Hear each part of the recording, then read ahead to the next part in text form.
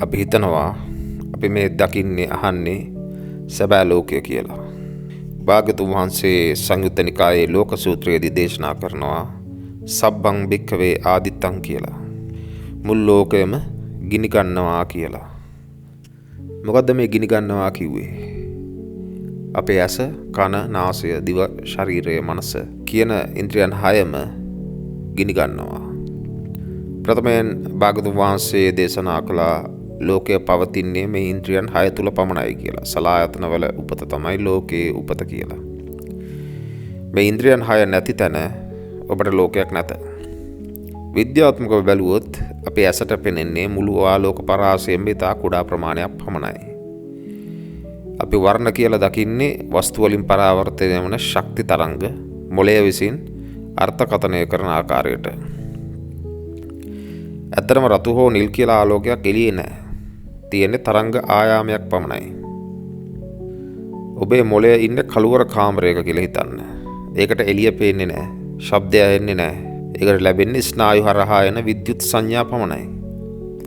ඒ සංඥා එකතු කරලා මොළය විසින් මවන සිතුවම තමයි ඔබ මේ දකින ලෝකය කියලා කියන්නේ.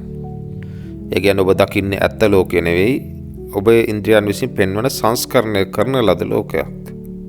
මදුපුණ්ඩික සූත්‍රයේ සඳහන් වන ආකාරයෙන් චක්කුංච පටිච්ච රූපේච උපජ්ජති චක්කු විඥානං.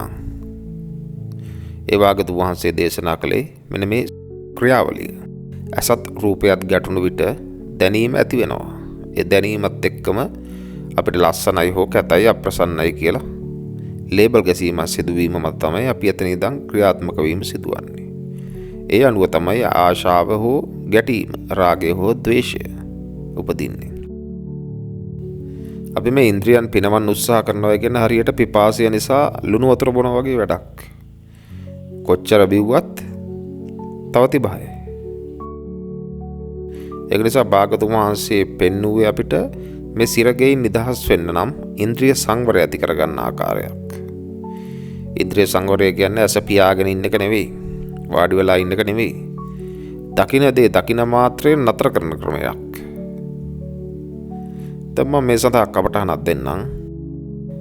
අද දවසේ ඔබ යම්කිසි ප්‍රියමනාප රූපයක් හෝ මිහිරි ශබ්දයක් අසන විට ඒ දේ ඇතුළට අරගෙන විඳින්න කලින් මෙහෙම හිතන්න ඕන. මේක ඇසත් රූපයත් ගැටීමෙන් හටගත්ත විද්‍යුත් සංඥාවක් පමණයි. මේක දැක්කොත් දැක්කා පමණයි. දිත්තේ දිට්ට මත්තම් භවිස්සති. ඒක නිසා ලේබල් ගහන්න කලින් ඒ මොහොතේ ඒ දැනීම් දෙස උපේක්ෂාවෙන් බලන්න පුළුවන් නම් යමෙක්ට එතකොට ඔබට දැනේවි බාහිර ලෝකය විසින් ඔබේ මනස මෙහෙවන එක කෙමෙන් කෙමෙන් අතර වෙලා ඔබට පෙනෙන්න ගන්නවා මේ ඔබ විසින් නිර්මාණය කරගන්න ආකාරය මෙහි. අනේ ආකාරයේ යම්කිසි කෙනෙක් මේක දීර්ඝ වශයෙන් නිරීක්ෂණය කරයිද භාවිතාය බහුලීකතාය කියලා බහුලව භාවිතා කරන්නේද ඔවුන්ට යම්කිසි දවසක මෙහි සත්‍යතාවය වැටහෙන්න ගන්නවා නිවැරදි ආකාරයෙන්. සියලු දෙනාටම තෙරුවන් සරණයි.